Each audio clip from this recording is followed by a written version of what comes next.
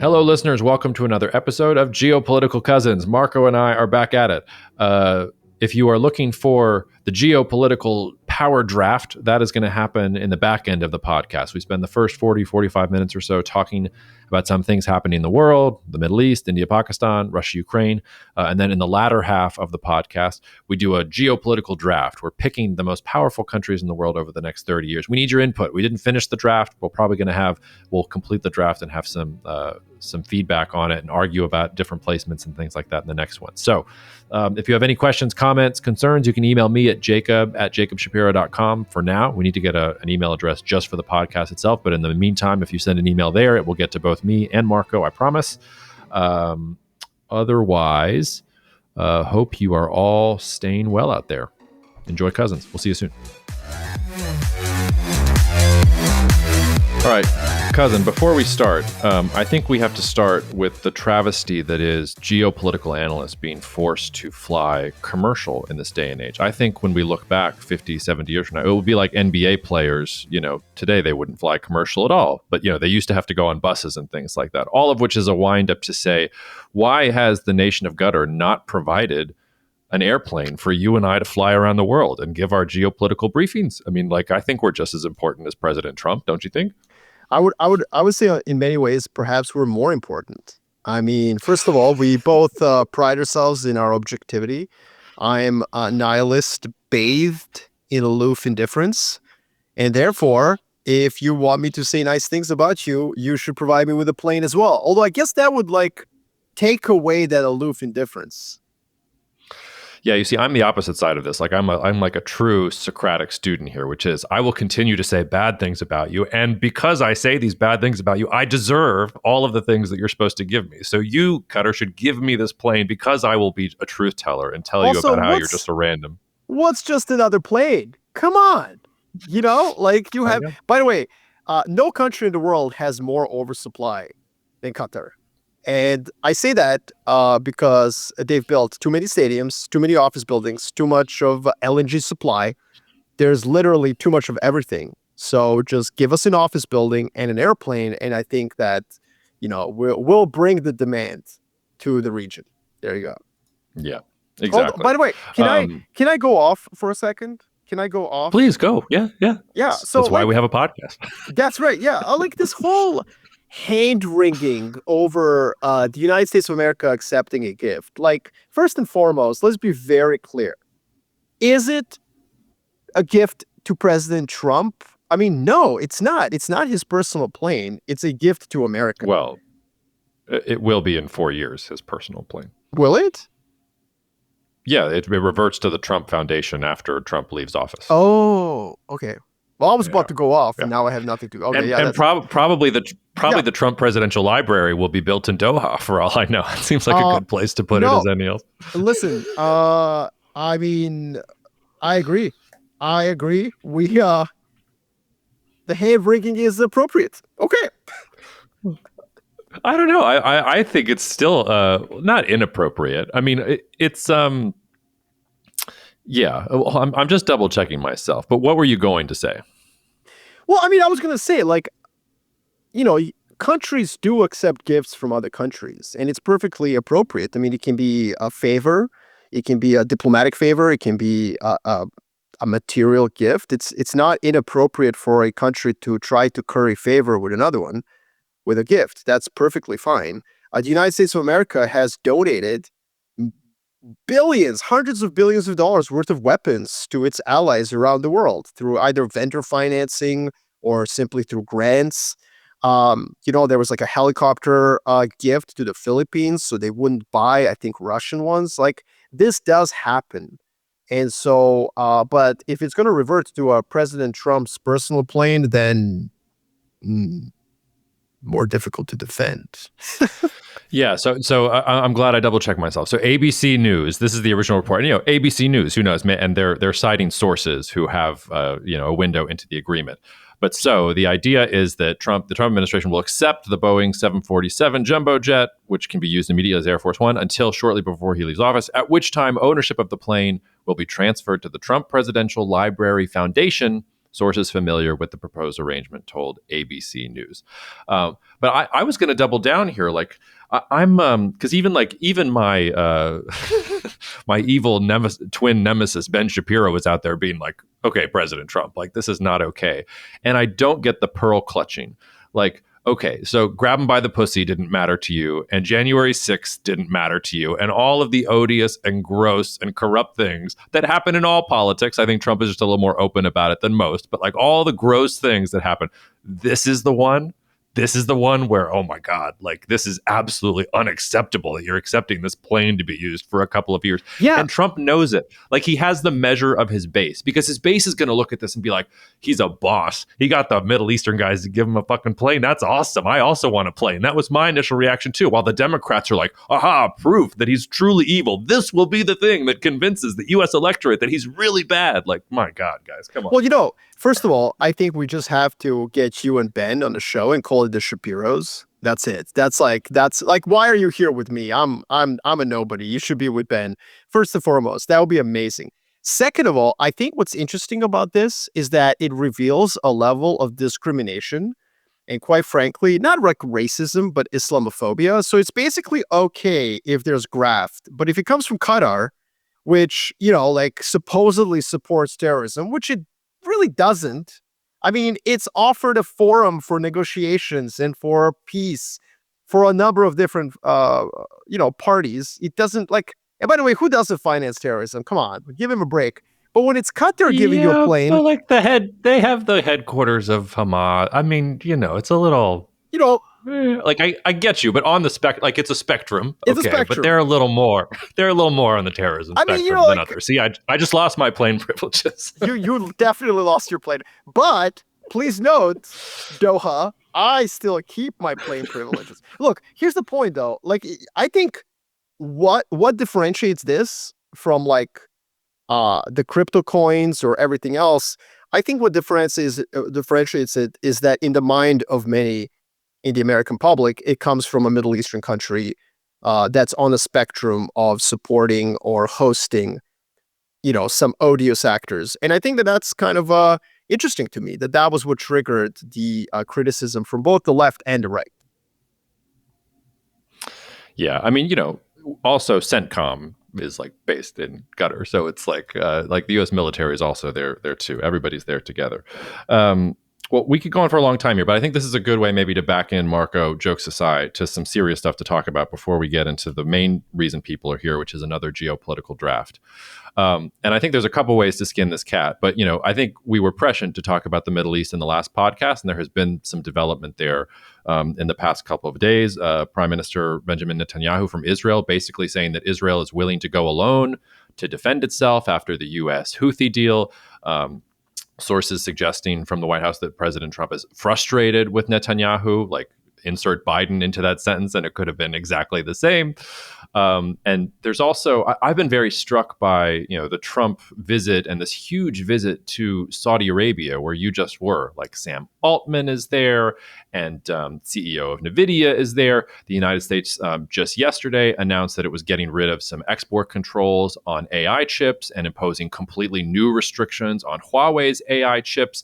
You've got people telling local media, well, investors are going to have to choose between a Chinese-led AI world and a U.S. AI-led world. And I was also just struck, I saw a picture of Trump standing with all these world leaders and then all these Saudi sheikhs and all of these tech bros and things like that.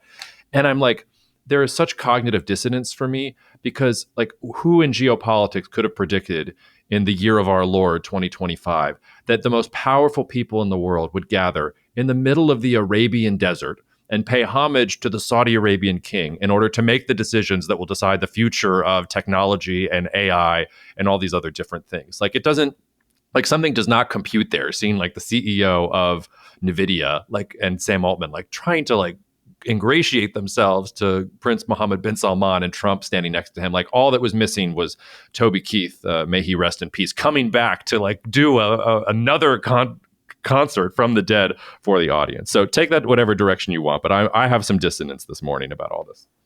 So first of all, I just want to say that was a really prescient podcast that you and I did together, right? So first of all, I think you called the American Pope. I think that was the same one, right?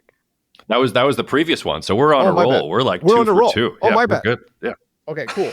So you called the American Pope, which was awesome. This is why you should be listening to this podcast. I mean, like, who else would have done that? And then the second thing is that in the other broadcast episode, we talked about like Bibi is playing with fire. Donald Trump is not pro-Israel.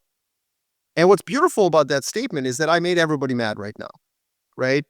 If you're on the right, you're like, no, he is. He moved the capital to Jerusalem. I'm like, like nobody cares about that, guys. Like, people who care about that don't matter. Let me just put it that way on both sides. Sorry. And then the second thing is like, obviously, if you're on the left and liberal, you're like, of course he does. He let Israel do whatever they want. And the truth is that Donald Trump is pro-Donald Trump. And I think if you support Donald Trump and you give him a lot of benefit of the doubt, he's pro-America. If you're a little bit more nihilist and maybe objective, you're just saying like, look, he's pro-Donald Trump. And the problem with Benjamin Netanyahu is that his domestic constraints are forcing him to be extremely aggressive against Palestinians, whether in Gaza and West Bank. And Donald Trump wants peace and equilibrium. And so, yeah, like this is what we talked about last podcast. I really don't have anything to add to that. Bibi is playing with fire. If he thinks that, the Israel lobby in the United States of America, if he thinks that his relationship with Trump, if he thinks that some idiotic notion of American long-term strategic interests in backing Israel are going to save him and his relationship with the United States, he is absolutely wrong. And this could go sideways very badly for Israel over the next 12 months. So that's the first thing. I mean, you don't want to pick a fight with the U.S. president, like whoever you are. It's not something you want to do, but especially if you're a country of 10 million, like why would you do that? Yeah. Before we move on to the Saudi Arabia stuff, because I really do want to get your take on that, because you've been there and you've been ahead of this on me and have a different view than I do.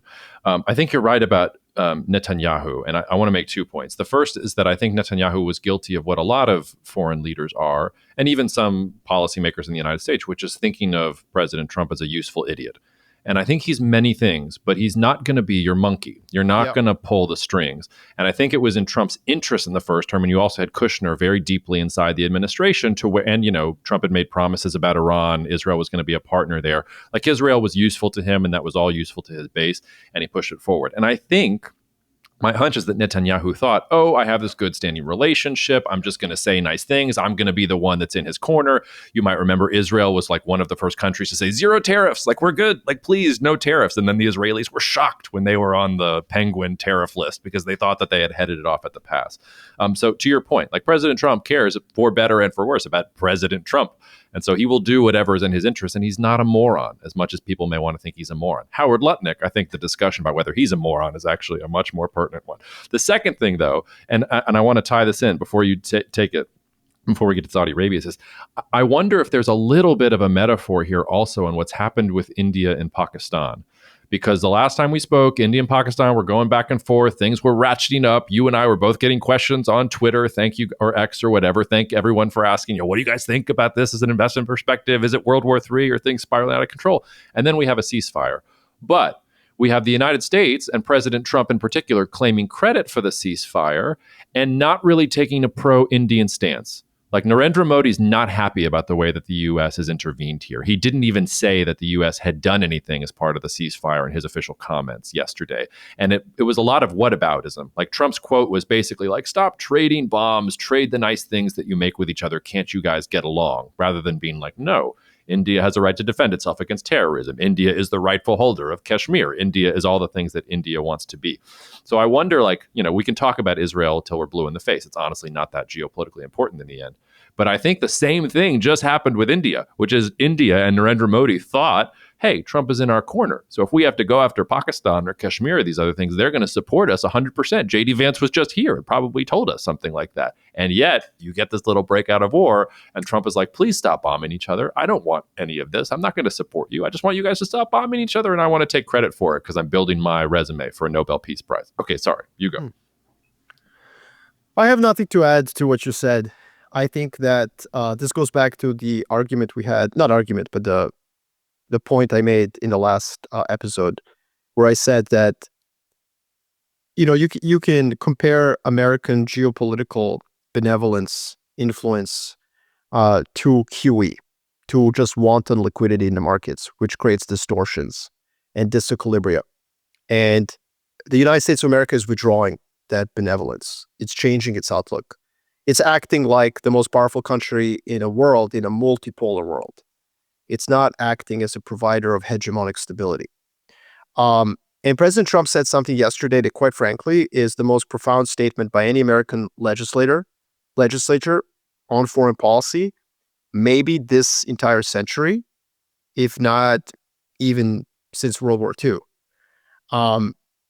Hillary Clinton famously said, America doesn't recognize spheres of influence, which, as I joke, is like a ridiculous statement. It's like, okay, cool.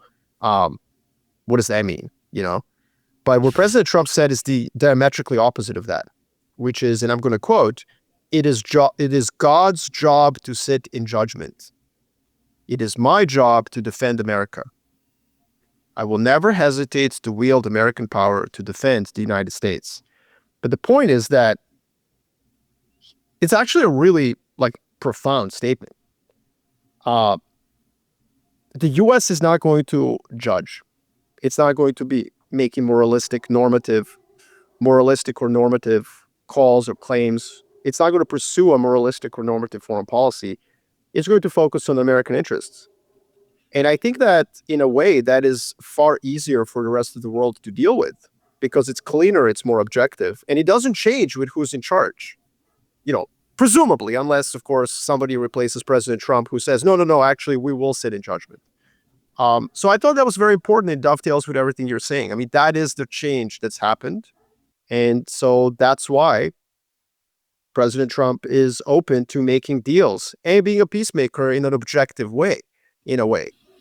So it's going to rankle. It's going to rankle, and it's going to frustrate a lot of countries that thought that they were morally superior, that they were on the right side of history, that they were fighting with America against evil and tyranny around the world.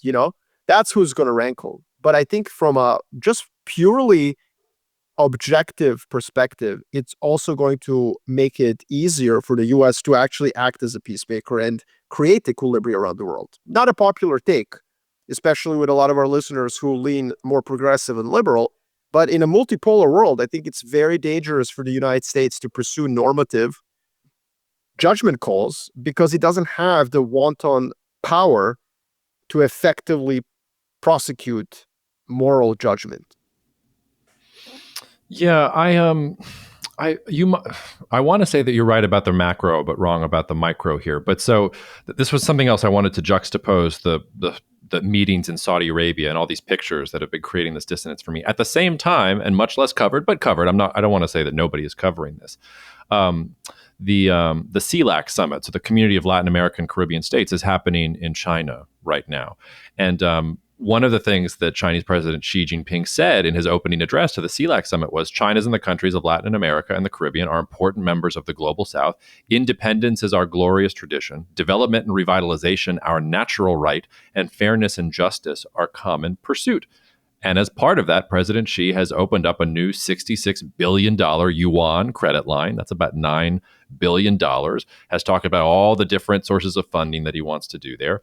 President Lula from Brazil had some very strong things to say about President Trump, basically lashing out at everybody else on planet Earth, that China is the one that has been treated like an enemy, except it's the one that is, quote, behaving like an example of a country that is trying to do business with countries which have been forgotten by others, end quote. So like more shots fired at the United States. So while you have Trump and Besant and the NVIDIA CEO and Mohammed bin Salman sitting there in Saudi Arabia and announcing all these investments and plans and multipolarity and great deep things, you ironically have Xi Jinping taking up the mantle of, I won't call it liberalism, but using some of the vocabulary of liberalism, using China to say, we will be the force for good. We will be the force for development and for a better future. And by the way, all these countries that are in America's backyard that America has ignored, they're off gallivanting around the Arabian desert. You Brazil, you Chile, you Colombia, come to China, take our yuan credit swap lines, trade with us. We're interested in closer relations. The juxtaposition couldn't be sharper to me. Yeah, but I don't think that you're correct in that it's a moral normative play. It's merely saying, like, we will help you with your economic development. So in other words, President Xi invited Latin American leaders to basically make the same pitch as President Trump is making in the Middle East, which is that, look, work with us and we will bring economic development to you. We're not going to bring normative, moralistic, policies. We're not going to give you a lecture. We will give you a loan. And I think so it kind of dovetails with what I'm saying. I think China's always done what you just described, I think, over the past 20 years, at least, with the Belt and Road Initiative, with rebuilding supply chains around the world. I think it's the US that's catching up to Chinese foreign policy. In other words, both sides are kind of pursuing the same thing. By the way, I apologize for my dog. I don't know what's going on, but hopefully he's not going to tear someone apart. I'm sure he's keeping you safe, and I'm so glad to have a real disagreement with you because I think you're wrong. I think that China is not saying what you're saying, which is, yes, it's about economic development, but it's economic development that is driven by openness. They are making a normative claim that the way to growth is no trade barriers. The way to growth is China needs to be able to import commodities from Latin America for as cheaply as possible. And in return, you get access to the Chinese market. And if you raise protections against these commodities, if you raise tariffs because the United States told you to do so, if you say bad things about China, or if you embrace Taiwan, some of these the countries that are remaining in the world that still recognize Taiwan over the United States, most of them in Latin America, really Central America, and those have been sort of falling by the wayside. So Xi Jinping he's saying, no, we are the country of openness. We want free trade. We want everything to go together, and we have these needs. And if you get these needs, like, you'll get access to the Chinese market. You'll get your things going forward. And as for Trump, like, I don't know. Like you're saying, like I hear you in trying to make something out of that speech, and I saw that speech making the rounds and about defending the United States. But it's a particular view of the United States, and it's about closing the United States off to some countries. I mean, he's picking a battle with China in the long term. There's something normative about picking China as this adversary, although, of course, tariffs have gone away now, so he's like sort of capitulated. I don't know, but the only thing I'm trying to say is I think there is something normative about China being the force for openness, trade openness, and the United States saying, no, it's a protectionist world. There are spheres of influence. If we don't like you, you don't get our chips. And if you're a company that does bad things, like, we're going to sanction you, whereas China doesn't want any of that. But push back if you want. No, I mean, I would just say I think we need to wait like 6-12 months to see where the trade conflict settles, right? Because if it settles with America basically just getting some deals and ultimately trade continuing, I think then we're at the same, nothing really changed. So I think we just need to see where it settles. But yeah, no, it's very interesting. And I think that going back to your original point, about, your shock that like Saudi Arabia is at the epicenter of a lot of these things. What I would say is, so to take the other side of that, I've been going to Saudi Arabia for 10 years. I grew up part of my life in the Middle East. And so been on the ground in Saudi Arabia since probably 2014, once a year, except for COVID and the subsequent couple of years when nobody really traveled. But no country has changed more on the planet than Saudi Arabia. And I compare what's going on there to the Meiji Restoration. Like, that's how profound I think it is. I think Saudi Arabia has been beset by a lot of existential risks over the last 5 years, 10 years. And I think that their pivot is a 180-degree turn. And the reason that they're able to do the 180-degree turn, and this is where I think Western analysts and just commentators, I think what they don't realize is how, how absolutely unnecessary, not unnecessary, but how arbitrary the conservative tilt in Saudi Arabia was. In 1979, Saudi Arabia had very low state capacity. What does state capacity mean? It ability to collect revenue, build an army, defend itself, pursue a foreign policy. In 1979, Saudi Arabia had really no state capacity.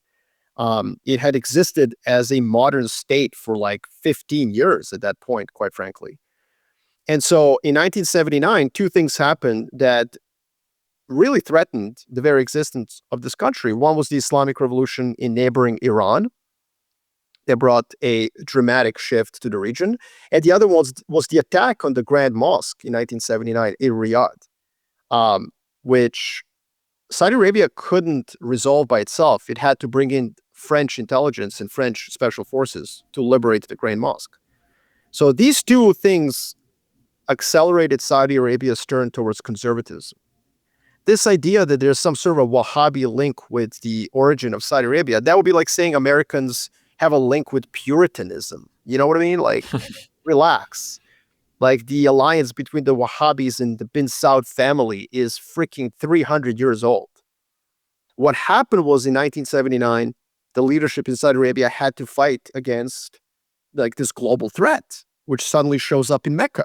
And so they make a decision, which ultimately was a wrong one, to, effectively make a deal with religious conservative part of society. And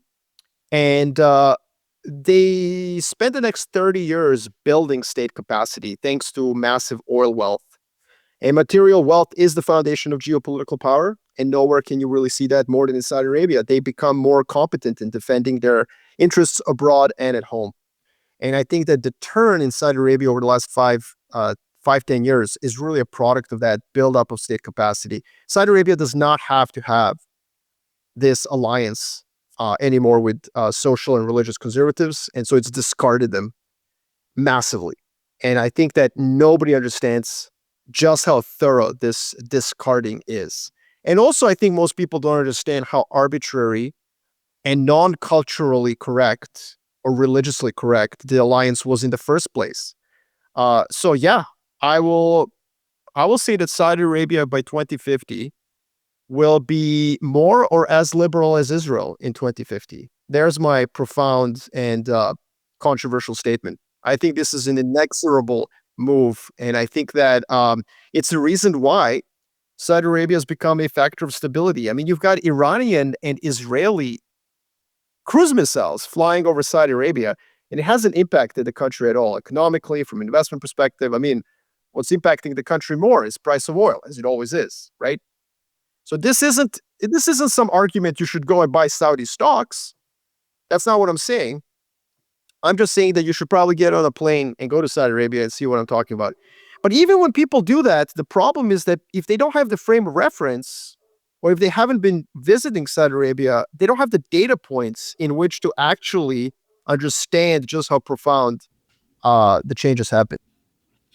Yeah, there's two different things in what you're saying. And by the way, you might be right about that controversial take with Israel, because Israel's rapidly moving in a reactionary direction. So Saudi Arabia moves this way and Israel moves the opposite direction. They might meet in the middle Such somewhere. Is life. Such is life. But there's the point on Saudi Arabia, and then there's the larger point that even if you're right, and I'm not sure, like, I'll take the opposite side of that, like the idea that they're going to transform oil wealth into a glittering liberal democracy in the heart of the Middle East, or glittering liberal constitutional monarchy, whatever you want to call it. I don't know. Like, okay, Dutch disease is no longer real then if they were able to take the oil wealth and change centuries of entrenched interests and all these other things. I would take the other side of it. But fine, leave that aside.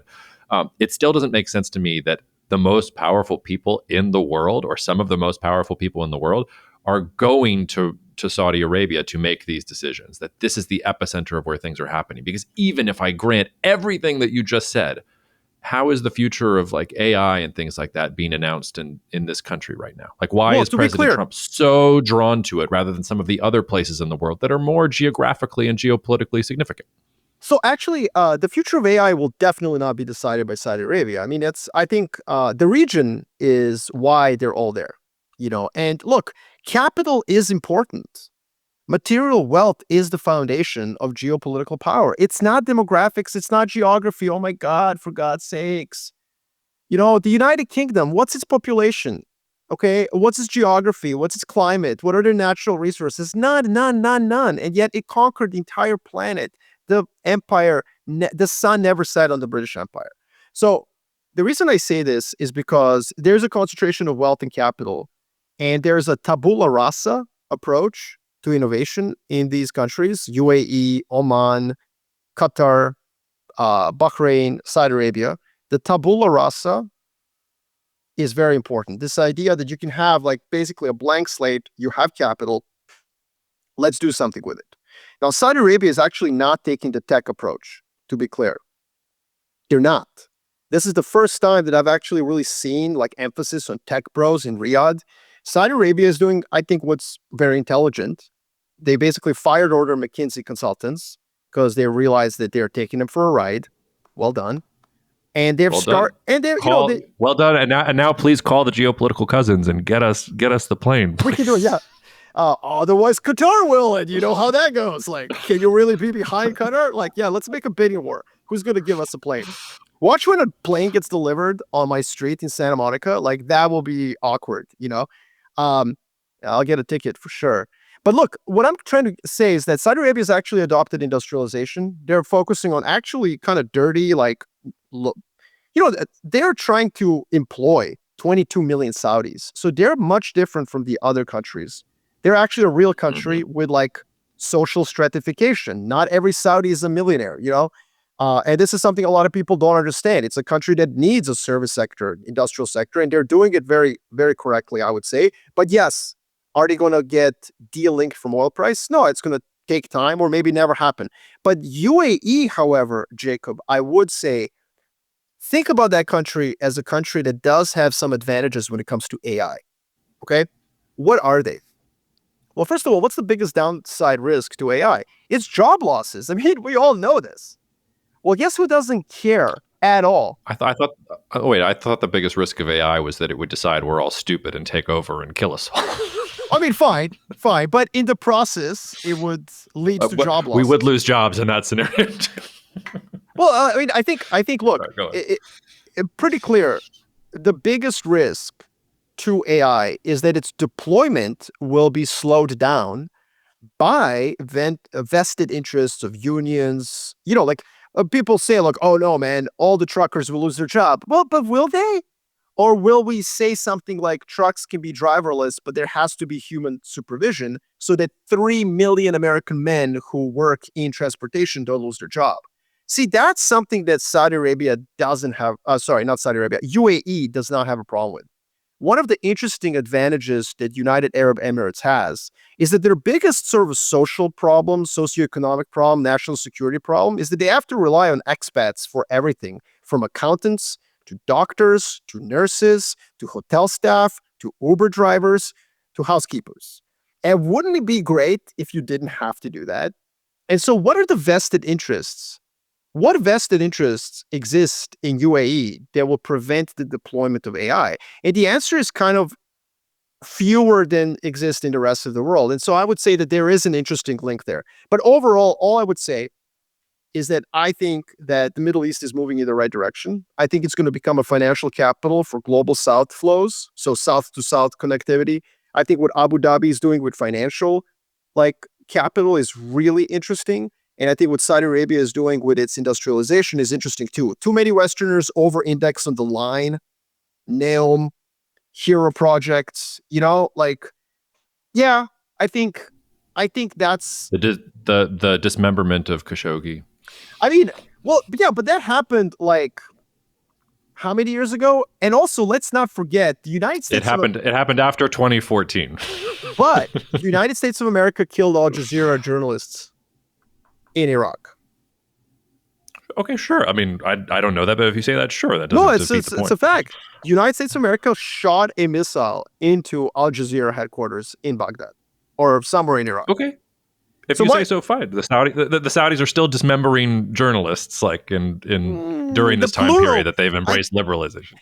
Well, the plural is awkward in that statement, right? Yeah. Number one, the plural is awkward, and the second thing is, Mohammed bin Salman actually accepted that happened and that was the fault of the state. Think about that for a second. When the United States of America killed several journalists for Al Jazeera during the Iraqi counterinsurgency, it was like, oops, sorry. Wrong building. Oh, okay. All I would say is that, if the worst that Saudi Arabia has done is the death of one single journalist, I would say, let's not start comparing the ledger on crimes against journalism of other Yeah, countries. we can also talk about the support, like the soft support of jihadist group, blah blah blah. Yes. But yes, I No, no, take no, your but that point. okay, but we should talk about that because I would say the transformation of Saudi Arabia is based on that. It is not the soft support, it's the hard support for Sunni Islamists Hmm. that caused what you would call in intelligence a wait, I forgot the term, backlash. Hmm. Yeah, that works. I think that's what you're trying to say. Yeah, that's what. No, there's a different term though. Well, anyways, my brain stopped. But that's exactly why they've transformed the country, because the country has clearly realized that they were the ones that were going to actually hurt the most because of their support for Sunni Islamists. And I think that the moment when that really came home to roost to Saudi Arabia was when Baghdadi proclaimed the caliphate out of Mosul. Yeah, yeah. Because caliphate doesn't mean that you're going to go to Rome or Paris or New York. It means you need Mecca. And I think that was the Hmm. moment when Saudi Arabia, it was precisely because of its overt support for Sunni Islamism that it has changed today so profound. So, and Yeah. yes, it's not going to be a smooth sailing. It's not going to be a straight line. And you have all sorts of, you're always going to have empirical data points to prove that it isn't working or that there's like illiberalism. But I think that, again, you got to go to Saudi Arabia physically, I think, to see the changes. Otherwise, you know, it's just not going to stick. Yeah, I'm reminded of early House of Cards when House of Cards was actually good, where Remy is running around lobbying things like that, and Frank Underwood turns to the camera and is like, "Remy mistakes money with power." And I had that running through my head when you were talking about material wealth. And I also have the fact that due to low oil prices, Saudi Arabia's already hit its budget deficit target for the year, and we're not even halfway through the Well, year that's quite yet. fine. Now they have big coffers and all these other things. Like I get that they have material wealth, but it can't go there. But I think that the points we were making about the UAE and the power of city states relative to big states, it actually plays very well into our power geopolitical draft. But before I hand over the MC duties to you, I think we should spend literally max 2 minutes 30 seconds on what's going on, a little update on Russia Ukraine, because there's supposed to be negotiations in Istanbul tomorrow. Will they happen? Won't they happen? Is there a ceasefire? Is there not a ceasefire? So give me your 60 seconds and maybe I'll do 60 seconds and then let's get to the fun part. Well, I think that we're getting to a point where, I mean, it's pretty clear that just like Benjamin Netanyahu, Vladimir Putin is risking drawing the ire of Donald Trump. And again, this is where liberal critics of President Trump are going to have to eat a lot of crow because he was supposed to be pro-Russian. Well, doesn't look like it. And if Putin makes a mistake here, like if I was Putin's advisor, I'd be like, listen, bro, you got to cut your losses and proclaim victory ASAP. Now, I know what the problem for Putin is. He hasn't conquered Donetsk, which is part of Donbass, right? So he needs to bring all of Donbass home, or else a lot of right-wing nationalist bloggers are going to go after him. He just needs to cut his losses, sharpen the bone saw, since you're obsessed with that point, and start putting some of those bloggers in jail. Because the truth is, you're going to have to swallow a deal. You're going to have to swallow a deal that maybe some nationalist right-wing lunatics in Russia don't like. But you know what? Who cares about borders with Donetsk? I'll tell you who does not give a fuck. Yeah, that Donald nihilist J. Trump does not care. that that nihilist cologne is really wafting today. The only thing I want to add to what you were saying is that I don't know if it was intentional or not. I don't have the receipts to prove it one way or another, but I did put myself out there when the Zelensky Oval Office incident happened and said, I think actually Zelensky got the better of that. I think he Oh, actually understood the moment better than anybody else. And I think that's true today. Because, like, what was the first things that Zelensky said when the US was talking about peace negotiations in Istanbul? He said, I'll be there as soon as Putin is there. Like, he has been, yes, sir, every step of the way. And he's also gotten the Europeans squarely in his corner because they're afraid of the big Donald in the White House. Because you've had Macron, Germany both come out and say, if Russia does not show up to the summit, additional sanctions for Russia, we're going to get tougher. So I think Zelensky actually like pushed back against Trump a little bit, got the Europeans on board. Looks like he's the one that's actually playing ball in the aftermath, whereas Putin is now the one sitting but he there, wasn't though. like not quite figuring it out. I think you yes, that's correct. But he wasn't playing ball, and he was obsessed with normative value statements. Remember when he? Zelensky, I think, Yeah, I think that was for the cameras. I think that was all about, oh, if I position myself here correctly, if I show myself pushing back against Trump, I get support at home. I get support from the Europeans. I don't Oh, okay. really care. I just want to make sure that everybody's on my side. And you remember when Trump, you were the one who brought this up, that Trump turns to the TV and says, wasn't that good TV? I think Zelensky knew that was good TV too. And I think he used that meeting to shore up some domestic support at home, get the Europeans freaked out so that they would support him more. And now, like, he walked it back. So when negotiations got a little further down the road, he's the one that's meeting Trump in the Well, that's Vatican. important. He's the one who's saying, I will show up in Istanbul immediately. You tell me where, when, how high to jump, how many rare earth minerals, fine. And it's Putin is now the one that looks recalcitrant. I think he played it right. I mean, I don't think Zelensky played 5D chess. I think I have a more of an Occam's razor view on this, and it's fine. We disagree, but like, I think he walked in there intoxicated with the normative, moralistic bullshit of the Biden administration that elevated him into a saint. And he was shocked by the nihilism of the Trump administration when Trump basically said, look, you're both the same to me, And, but to his credit, and where we do agree, is that he is smart enough to know, okay. So that's what you want. You want me to show I'm willing to negotiate? All right. Balls in Putin's court then. And look, I mean, again, I think that the big risk for both Netanyahu and Putin is to read New York Times. Don't read mainstream media and become intoxicated with this view that Trump is somehow pro your side. You better start dancing when he plays the tune, or else you're going to feel the full wrath of the U.S. And if U.S. and Europe get on the same page and they get those secondary sanctions on Russia, I think that's kind of game over. Yeah. All right. We have 45 minutes to do a geopolitical draft. Take the mic away, my friend. All right, cool. So, this is going to be on the title of the podcast. So if you sort of expected this, you might have fast forwarded through the first 45 minutes or not. But what Jacob and I are going to do is we're going to pick 10 countries each. So it's from 1 to 20. And we're going to try to make a case for, what are the 20 most powerful countries in the world? And of course, since our Lord and Savior is Bill Simmons of the Bill Simmons Podcast Network, and The Ringer, he has this thing for basketball, which is I think, trade value draft, right, Jacob? Trade value column. Yeah, it's a trade value column, but yes. Yeah.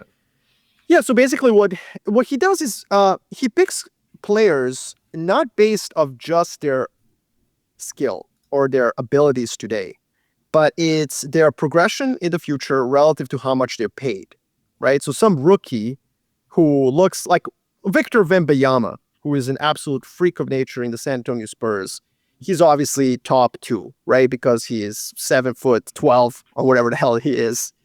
He's incredible, and he's on a rookie contract. So what we want to do is we want to do the same thing. We want to think about the next, I think, 30 years, Jacob. Let's look at fine. Yeah, so not 100-year time horizon, because that's insane. We don't know what technologies are going to be out there. We want to really focus on the next 30-year time horizon, and we want to think about countries that are going to be, the most powerful country geopolitically. Now, in terms of what sort of rubrics we're going to use, what sort of variables, what sort of attributes one would use for this, we're going to probably have different views on this. So there's something called the National Capability Index. It was created by the Correlates of War Project in 1963. This is an extremely outdated way to measure geopolitical power. It has things like military personnel, like how many men with weapons you have, iron and steel production. It has, although, somebody like Donald Trump might be over-indexed on this since he's obsessed about iron and steel, but it's a very Cold War era index. You can go and you can take a look at it. The political scientist who created it back during the Cold War was David Singer. He was the founder. He's a political scientist, University of Michigan. You can download it online. China's actually number 1 on this. And I think that it's because it's outdated. It looks at demographics in a very one-to-one basis. In my own research, I've created something that I call the Geopolitical Power Index, and it looks at a little bit of different four variables on population. I adapt the original population measure by penalizing countries with large dependency ratios, so old to youth. And so I make the argument that it's not just the size of your population, it's also the demographic pyramid. The second is global economic relevance. So the original index really failed to capture a relevance for the global economy. So there was no globalist future. So what I look at is contribution to the global final demand. The more an economy imports, I argue, the greater its bargaining power in terms of trade vis-a-vis geopolitical rivals. So what matters to me is imports as percent of GDP. And then for the military, I don't really look at things like men with weapons. I look at whether you have technological capacity. So I have this quantitative measure. There's a couple of other things as well. R&D, I look at that as well. That's part of the index. I'm not actually going to use this index. I'm going to deviate from it because we're thinking about the future. But I'm just saying that there's a quantitative basis for some of my picks. Did you want to say anything before we start, Jacob? Yeah, I do want to say something about before we start. And by you and I, we haven't talked about this. When I was still at GPF with George, when we were trying to sell GPF to institutions for subscriptions, we created the GPI, the Geopolitical Power Index, which I have not gone back to since I left George in 2019. But we did a similar sort of exercise, so that's really funny. I'm actually reminded of something that I don't know if Roger trained you, Marko, but when I was an intern at Stratfor, Roger was the one who was like overseeing Roger the analyst Baker development program. He's still at Stratfor, I believe. Yep. He's don't take this the wrong way, Roger, Queen of the Ashes, if you will. So a little Game of Thrones Daenerys Stormborn reference there. So, but I remember many of the things that Roger taught, and Roger's been on my podcast too. So if you want to know who Roger Baker is, he does not have a big following, I don't think, because he never really wanted that. But in some ways, he was the one actually training a lot of us in the brass tacks. But he always told me geopolitics is not a science; it's an art. It's more like making pottery than it is about, figuring out statistics and quantitative measures. And I've always remembered that. It was always super helpful for me when going into really quantitative spaces and having the confidence to be like, okay, like, great, you have statistics. I also have statistics. Like, I have a very nice index here. I can make the index say whatever I want. I can find a chart or a piece of data that will support any viewpoint in the end. The more important thing is to qualitatively say, what do I think this is going to happen? And so when I think about power, for me, it boils down to really one key question. Can this country make you do something you don't want to do? And to the extent that a country can do that to you, I will add checks in the power basis. So it's not like I'm just throwing darts at the wall here. Then we have to think about things like you said, population. I think nuclear weapons is a really tough one here, and one I really struggled with. Is it all the nuclear countries first and then non-nuclear countries below? Or if you're like a middling nuclear power like in Israel or a Pakistan, okay, you have nukes, but does that mean you're more powerful than a Japan who doesn't technically have nukes, but has all these other that was one thing that I really struggled with. But yeah, for me, it's all about, we can have all these indicators, we can look at all these different things, but comes back to the question, can this country make another country do something that it doesn't want to do more than other countries? And that was my ultimate sort of rubric. Brilliant. And I absolutely agree with you. It's not a science at all. So I want to just start off by saying that, yes, I have a quantitative index, and I'm going to deviate from it quite significantly, just to be clear. Yeah, that's it. I do too, and I will deviate from it. Everybody has a quantitative index, and ChatGPT probably has quantitative indices better than any of ours. But the thing that will keep us relevant for the next 30 years is it's not that easy. That's what keeps us in business. Well, yeah, and I think the point is let's really think about some non-linearity here. Given the technology and given where we're going, what are some of the countries that I think are going to be interesting? Now, nuclear power is interesting. I think it's absolutely critical. I would answer that question to you, Jacob, by saying that there are countries out there that are nuclear powers. Like Japan. Let's not joke here. If Japan wants a nuclear weapon, it has one. The other one that I think is interesting is population. I think that you will notice that I will completely and utterly dismiss demographics. I think that we are way too obsessed with it.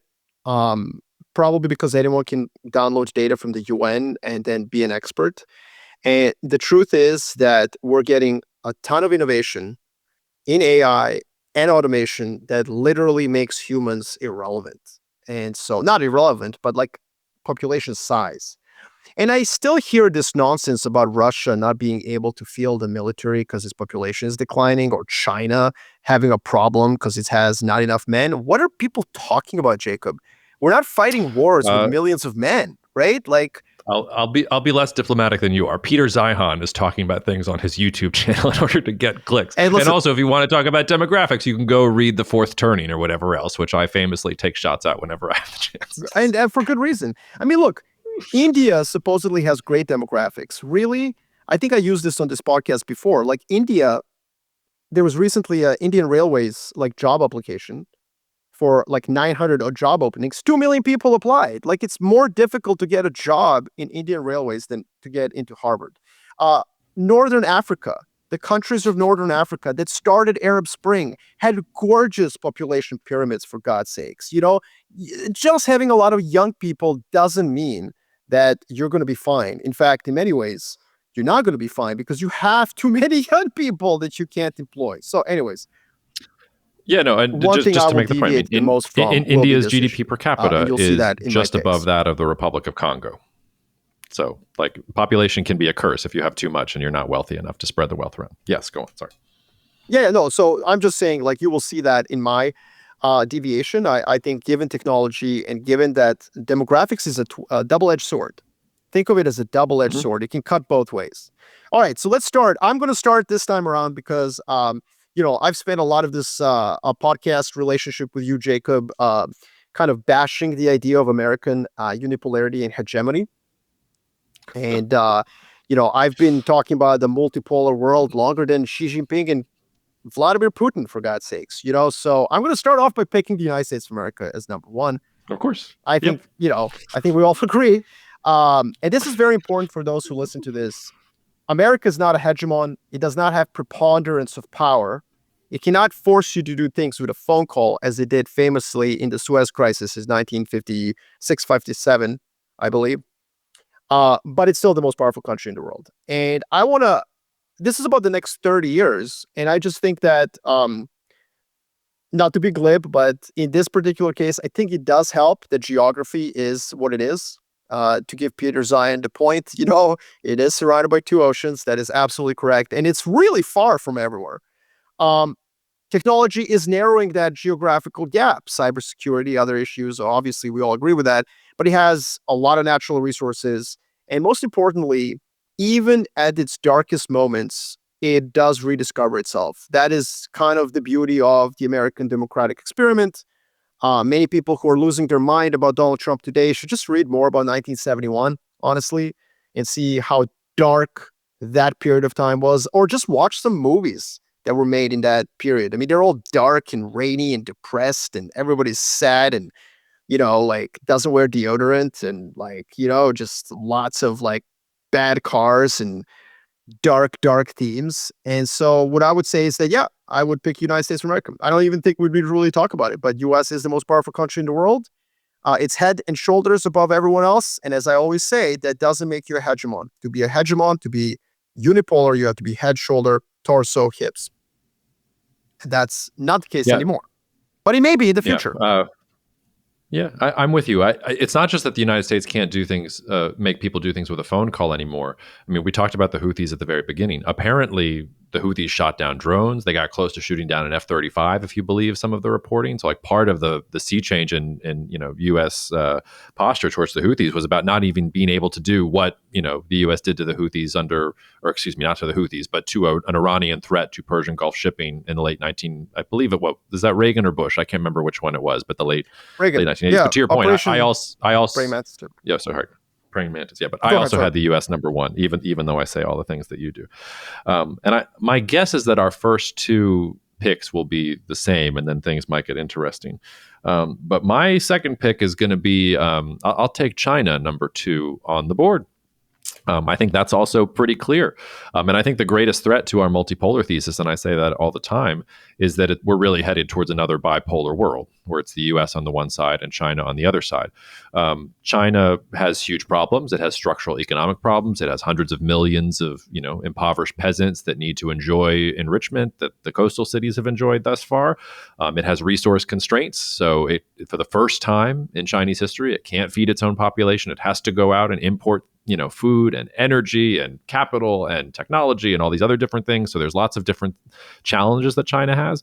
But, don't put me in the category of any of these people who have been, your Gordon Changs or your Peter Zihans who have been predicting the imminent collapse of China for decades, which is, to your point, like, if you're worried about the United States, go back, watch the 1970s. You could say the same thing about China. Go back to like the Cultural Revolution, or go back to the famines that Mao caused with some of his disastrous policies. Even go back to the demographic decline that people were predicting for China in the 1980s, 1990s. This is the country in the world that makes things. It's the manufacturing heart of the world. All of that expertise, all of that human capital, it's positioned geographically, like it's going to be here for the long haul. Maybe it's not the Chinese Communist Party. Like it could be a soft sort of revolution and some other sort of regime gets ushered in. Like I'm not wedded to it being necessarily the current regime. I think it will be the current regime, but I'm not currently wedded to that. But I don't think we're going to go back to like a warring states period where the different regions of China will be fighting each other and different regions or different countries around it will go take points. Like I think China is very clearly the number two, and probably 30 years from now, probably nipping on the heels of US power as being the first in that multipolar world. I think the technological innovation that's happening in China is endogenous today. It's not copied anymore. I think that was the 90s. That was the early 2000s. They are now creating new innovative things. And by the way, it's not just military dual use stuff. It's like stuff like payment systems. Here in America, I mean, I still write physical checks. Yeah. And I remember my good friend who worked with me at my previous job, he would always like joke. He was like, he had to write a check because he lived here in Santa Monica. He was like, what is this? You guys don't have like instant payment solutions? Like this is America, So I agree with you. I think China is second. This is the one of those where demographics is a real problem. Yes, Chinese demographics are not great. The problem is that it could stall their GDP per capita, but it could also actually help maintain some upward trajectory if GDP continues to grow at even a 3 to 5% pace. As the per capita part narrows, your wealth could actually expand. Just to keep and I'm glad you say that because I have two rejoinders to the demographic argument on China. If you think the demographic argument is operative, okay, but then Japan is going to collapse first, and so is South Korea, and so are a bunch of European states. So it doesn't make sense to say China's got the bad demographics, but all these others are going to be okay. No, like these other countries are going to hit the bug that are going to hit the windshield first. The other thing is that China has hundreds of millions of people, I already referenced them, who are impoverished living in the interior. So most countries don't have hundreds of millions of people that they could bring into the middle class to increase consumption and things like that. So are you going to get a baby boom in China over the next 10 years? No. But if you could redistribute income to those hundreds of millions of poor people and have them buying made in China air conditioners and everything else, then you get the equivalent of that consumption boost as a result. So if they handle the macro correctly, it's not like Japan has an interior where it can go find 200 million poor people that it can get to consume things. Like most countries don't have that relevance. And the other thing I want to say here is that demographics, you said it's a double-edged sword. It's also a static present indicator. Like we're fighting linearity. We have no clue what decisions Chinese families are going to make and how many babies they're going to have 15 and 20 years from now. If the Chinese government comes out and says there is now a 3-child policy, maybe they'll have a huge demographic boom 20 years from now. Maybe the Chinese people will get more optimistic and start having more kids. There's a whole bunch of different opportunities there. So I think we can point to demographics as saying this is a big issue and it requires focusing on everything from robotics to Internet of Things to enriching the interior of China, et cetera. But the idea that we're going to project the decisions that a billion people are going to make about how many children they're going to have, like I don't have the hubris to make that call. And I think we've seen that, there are ways around it and more ways around it for China than there are for other countries. Okay, sorry. No, it's all good. Okay, so I'm going to do something now that's unfair. I'm going to take basically 1, 2, 3, 4, 5 countries off the board. I was wondering. Okay, go ahead.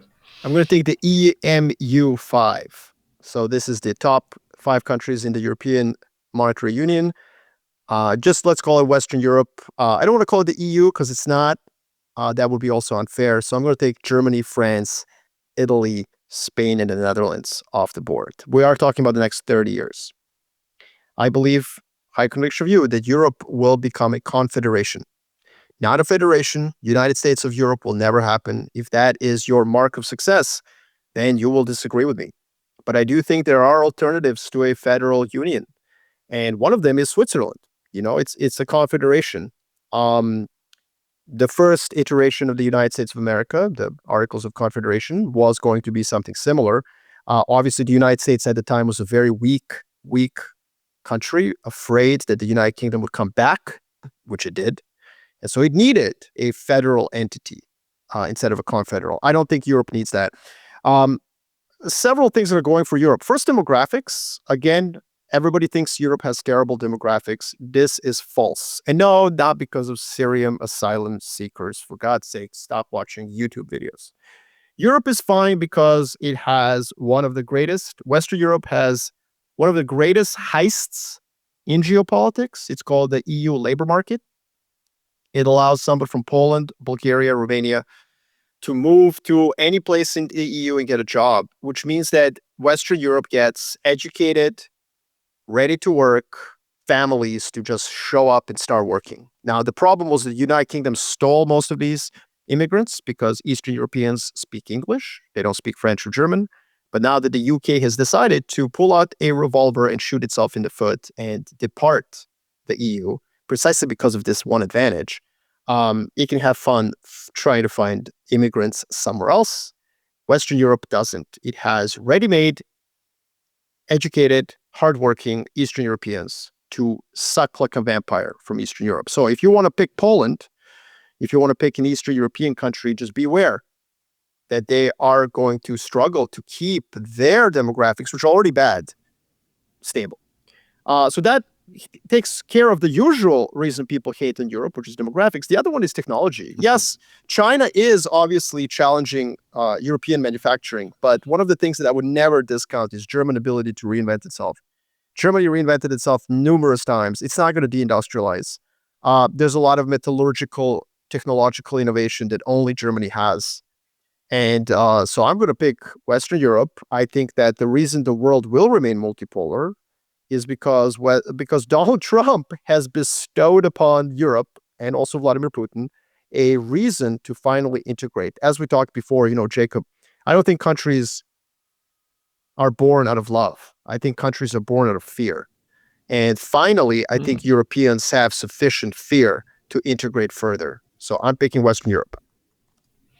I mean, you got to have a little bit of both. You got to have love of one's own, and you do have to have fear of what somebody else might do to your own. In some sense, fear might actually be the secondary because you're afraid of what somebody might do to the people that you truly do love. So I think I would take the more romantic sense there. I want you to know I was really struggling with what to do with Europe, and I disciplined myself by saying I can't pick a block. I have to have a single country. And if I would have had France as my number 3.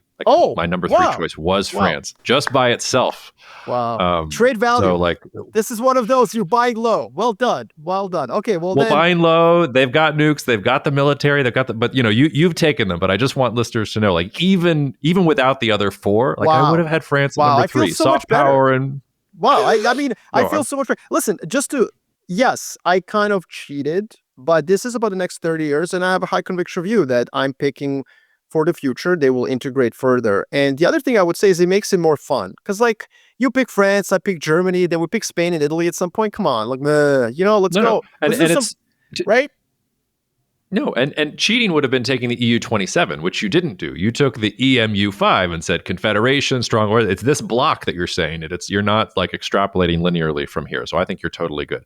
But I just wanted to say that if we had kept going just country basis, I would have, France, even by itself, would have been my number 3, which I think would have been a little controversial. With those off the board, though, this is where it starts to get really interesting. Beyond these blocks, okay, what's next? And is it nukes versus this, that, the other thing? So you get the first pick of the non-obvious. Although I don't know. I think it's pretty obvious. And I know you, Jacob. I think I know who you're going to pick. But go ahead. You think you do? Okay. I'm taking Turkey. Oh, boom! Never mind. This is Never the Nico mind. All right. Harrison, Nico Harrison move of the draft. All right. I don't think it's the Nico Harrison move of the draft at all. Because precisely to your point, if Western Europe does unify a little bit more like that, if Russian power recedes over the next 30 years, as I expect it to, if China and some of these other powers do have problems, Iran is going to spend the next 30 years trying to catch up. Who is the country at the center of this Middle East that you're talking about? Who is the one who's going to have the Navy that actually controls access to the Mediterranean and to the Persian Gulf? Who is the one that is already stealing market share from the Europeans on manufacturing? Who is going to dominate the Black Sea Basin and your Balkan homelands in the future? This is Turkey. This is not any other country. This is the rise of the Neo-Ottoman Empire over the next 30 years. Probably the strongest military in NATO outside of the US. Like maybe France has something to say because of nukes, but if you're just thinking about military spending and capability and deployments and things like that, I'll take the new Ottoman Empire at the heart of the Mediterranean in this multipolar world, because this Mediterranean powers do very well when they're controlling these trading lanes at the center of the world. Yeah, I think one of the things that's a knock on Turkey is, complete and utter lack of endogenous energy production. But I think technological innovation is important. There's nuclear power, there's alternatives, there's all sorts of other things. It's also and there's a lot, and there's an awful lot of gas offshore, and the Black Sea Basin is also open to them. So, and there's an awful lot of potential for Iraq to boost its oil consumption if somebody bestows it with stability, which is what you're getting at. I think, but that's a knock. That's a knock on Turkey. The other knock on Turkey was always like domestic technological innovation is kind of terrible and trash, quite frankly, but not anymore.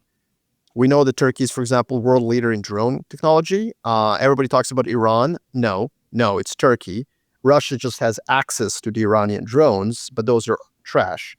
Turkey has actually, I follow military spending a lot because I think it's a great indicator, as I said. It's a sign of geopolitical power. And Turkey, along with South Korea, is one of the world's largest movers up the chain. So I think this is a surprising pick, but it's about the next 30 years. And I think that, I respect this. I respect this pick. It's kind of, how do I push back on it? I don't really want to push back on it because I think it's cool. It's a great pick. And by the way, we didn't get a chance to talk about PKK and the government. That's a really positive development for Turkey from a domestic stability perspective. So, it's like... And Syria too. Like, it's the combo of the SDF basically agreeing to be part of the Syrian state, the PKK laying down its arms, and you've got Syria at this Riyadh summit or hanging out with Saudi Arabia, like President Trump basically accepting the Syrian government, saying you need better ties with Israel. Like, all of this is going according to plan to Turkey. The less they can worry about the Kurds in their backyard, the more they can project power into the Black Sea, into North Africa, down the Horn, into the Balkans. Like, I like the way the map looks for them. I think the biggest shot to the argument is Erdogan's power base and what happens when Erdogan is no longer there, and does Turkish politics revert to this secular versus religious clash, and like does it get mired in this own domestic politics inflation trap that has happened to Turkey several times over the past 40 years. But listen, I think macroeconomics, we're picking for the 30 years, like eventually macroeconomic policy tends to move towards sanity. It just does. And part of the reason is that voters... Go ahead, sorry. No. Sorry, you finish that. No, just voters eventually learn what's stupid, so, but yeah, go ahead. And just to say, remember, my ultimate indicator was, can this country make other countries do what it wants them to do? And I think by that metric, Turkey can do lots of things, whether it's with migrants, whether it's with closing different sea lanes around it, whether controlling things in the Middle East. Like, I think that Turkey has a lot going for it. Okay, your pick. Okay, so, I want to pick someone else, but I think we can't ignore this country. I thought you were going to pick this one because I always think of you as a Indianophile. Okay. So I don't want to let it slip beyond top 5 because first and foremost, we're going to get so much hate mail. There's a lot of people in India, and they're gonna send us hate mail, and I just don't want to deal with it. Number one. Number two, it is like the largest population in the world, which is not like insignificant. And also, even if there's some sort of an economic crisis because of its demographics, which everybody just lauds as a positive, it is not a positive. I think that ultimately policy in India will strive towards competence, even if there's a crisis. I worry about AI replacing its service sector. I think AI is going to impact India extremely negatively. A lot of its service sector is geared towards the kind of technological services that AI could replace. But what we're starting to see is manufacturing start to slowly, very slowly move to India. And I do think that it will be a country that can't really be ignored. So I'm going to take it as fifth. Now, please note, it has fallen to fifth. I think most people would have clearly thought it's top three. It's the best performing market over the last 5 years. I'm picking it because I think it cannot be ignored over the next 30 years. I don't want us to be too controversial.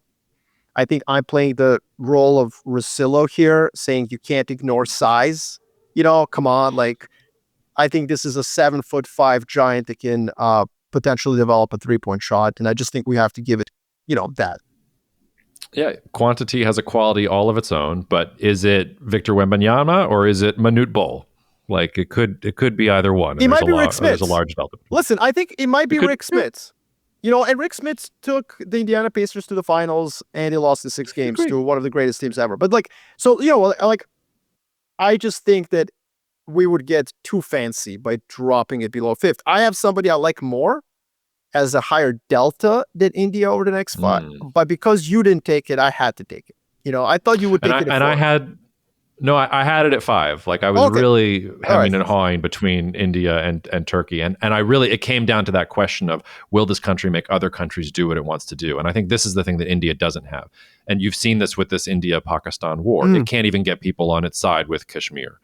India has so many internal problems that it needs to flesh out. And it might take 30 years to do so. And in 30 years, like if this has been a 50-year time horizon, it might have been a different question. But if we're just thinking about 30 and all the things India has to fix that it hasn't fixed yet, and its ability to project power beyond the subcontinent, plus there's other things with climate change and water, like all that stuff sort of says to me, okay, like they're not going to be able to force people to do things. I hate having to make this next pick because you're sort of caught between the declining powers of like your Russias and your UKs. So they've got some of the fancy things that we would say are good indicators for power today, but will they really be there in 30 years? Will they even exist in their current form in 30 years? But then you've got like your Brazils, which, okay, like De Gaulle is reported to have said, I don't think he actually said it, that Brazil is the country of the future and always will be. So I'll probably be picking Brazil 30 years from now for the exact same reasons. And I even want, Japan also in that declining power, maybe, I don't know, is it sort of in there? Just to say, I really struggled. And I think that ultimately, if we go down to like forcing action, I think I don't like this pick, but I think I'm picking Russia. I think I have to have Russia there. I am surprised by that. Yeah, I mean, I'm struggling, but I'm thinking about they're the second biggest nuclear power in the world. They're going to still be able to exert influence. I don't feel great about the pick, so please tell me why. I think that's more of a Nico pick than Turkey. I would not have picked it. I would have picked it in the top 10, maybe 15. But this is where I agree with our former colleague and friend, Peter Zion. I think they have a lot of problems.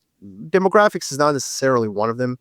I think it's a very large country. I think that it needs to consolidate much, much more. I think that this is the one country where I do worry about centrifugal forces, right? Is that correct? Like, kind of tearing the place apart without strong leadership. I think you're going to have problems in the future. I'm also concerned about technological innovation.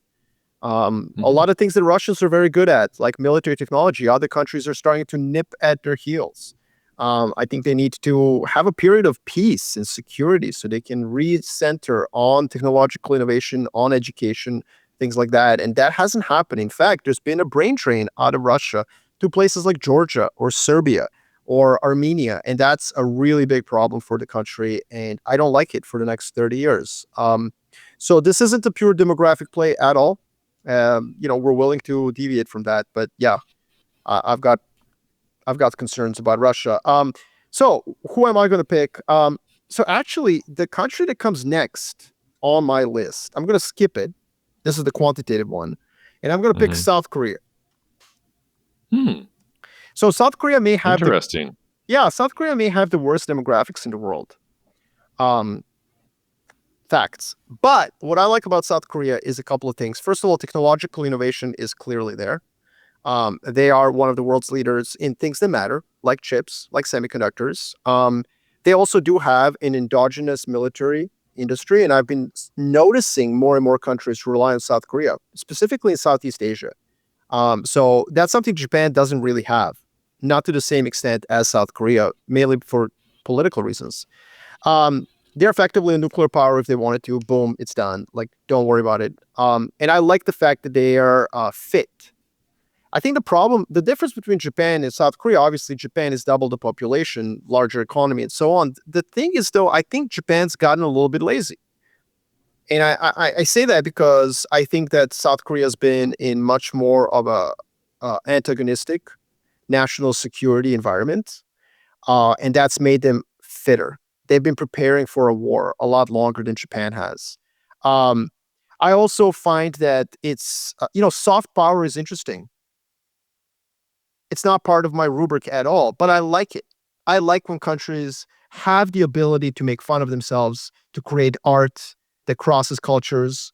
And no country has punched above South Korea's ability to do that. I mean, South Korea has absolutely like crushed soft power. So on all of those, I really like South Korea. I think that innovation in robotics, automation, and AI are going to allow them to overcome that demographic burden.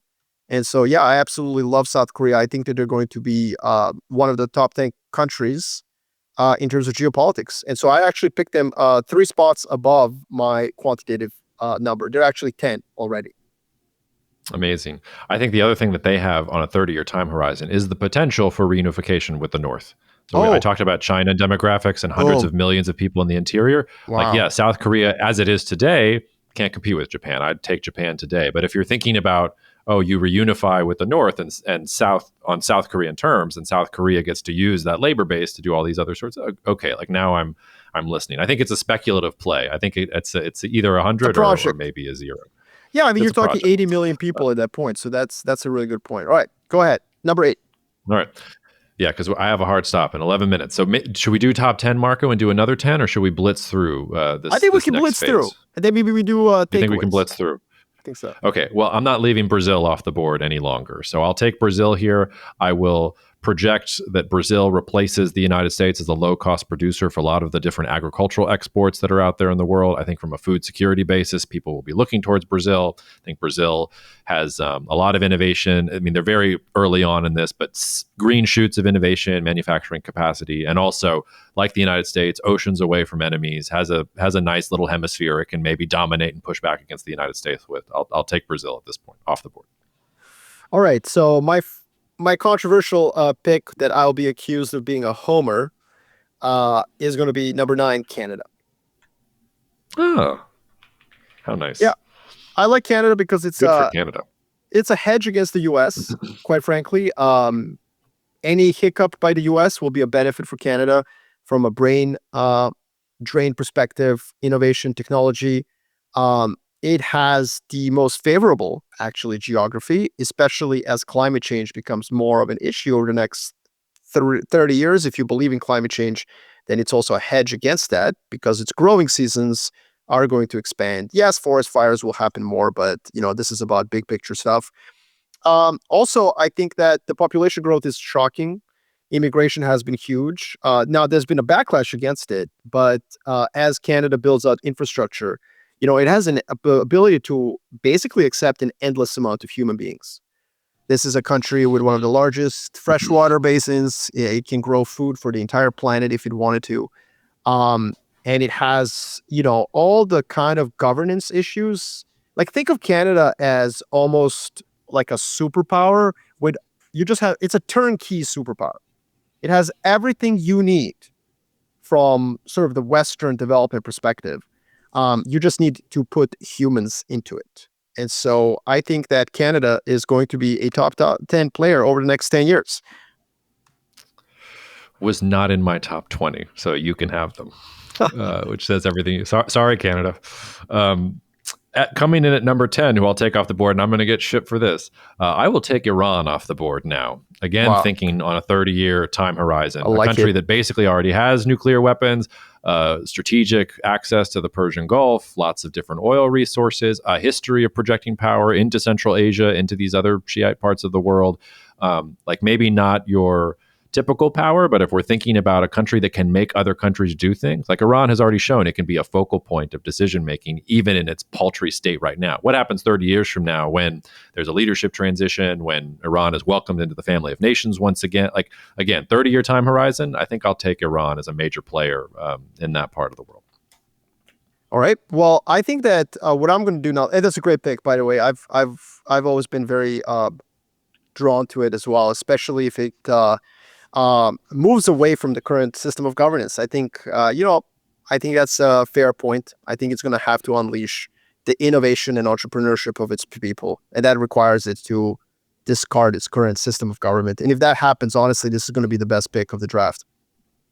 Mm-hmm. So at 10, Iran, great pick. The next one for me, there's a symbiotic gravitational pull, and if you pick Brazil, I think that I have to pick Argentina. I think that Brazil and Argentina are going to advance. I think what's happening in Argentina is a good example of your Iran analogy. Argentina, you can think of it as having discarded its statist, Peronist system of government. Obviously, I am projecting the current pace of Milei's reforms as continuing and benefiting. And so I think that, I think there will be innovation, and I think that there will be reform in Argentina. So I'm going to pick them 11th. Okay. We've got 7 minutes to do the last 9. Here I'm going to get very controversial. It's my first city-state. I will take Singapore at number 12. I'm thinking about the Strait of Malacca. I am thinking about material wealth.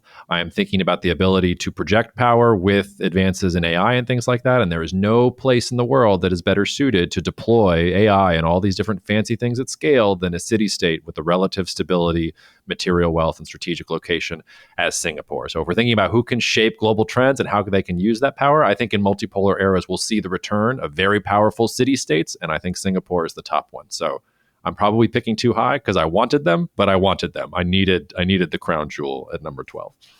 All right. So we will definitely do a download of this in the next episode because we're going to do this very quickly. Saudi Arabia is my 13th pick. Now, I am including in this, first of all, Saudi Arabia is doing what Iran should have done just 10 years earlier.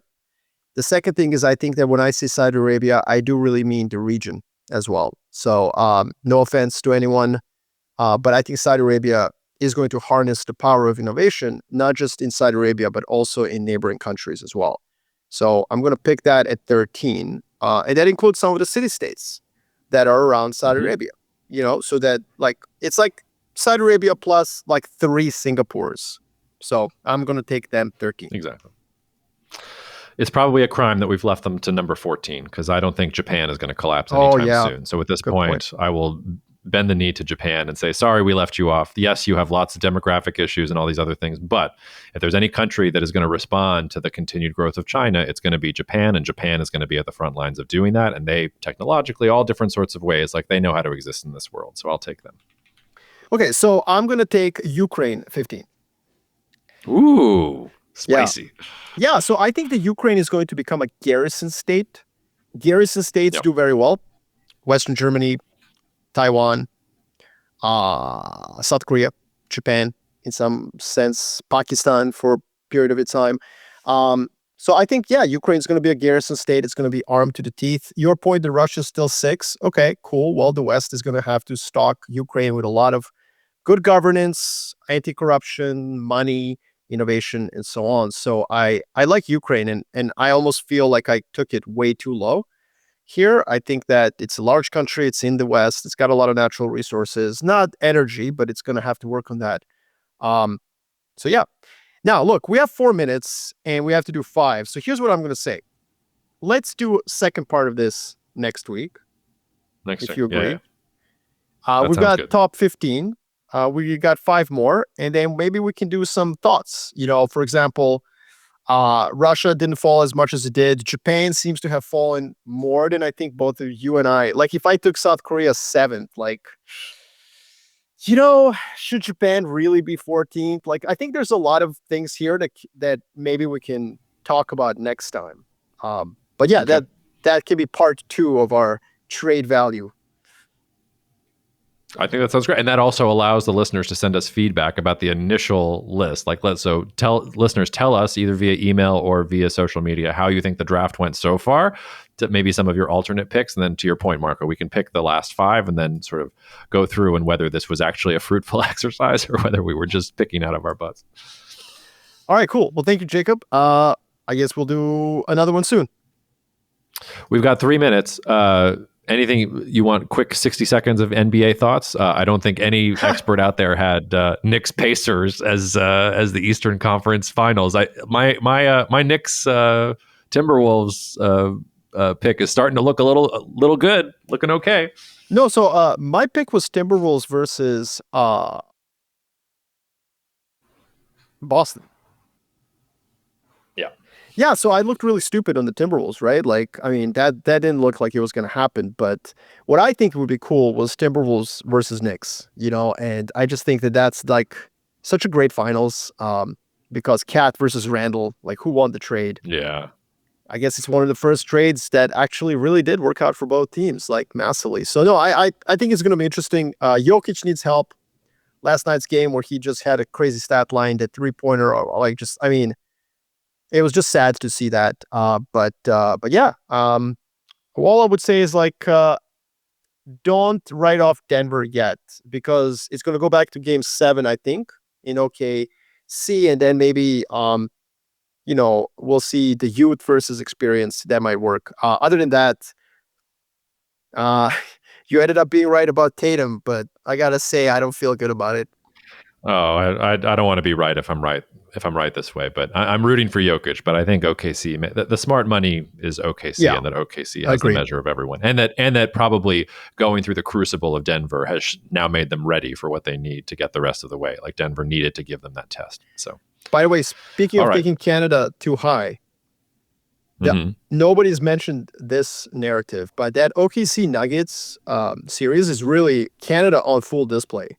Like, the 2 most important players on the Thunder are clearly, obviously, Canadian. It's not Williams, who's playing terrible. It's Dort and Shea, and then, of course, Murray on Nuggets can be the difference maker. So I thought that was really interesting. But yeah, cool. All right.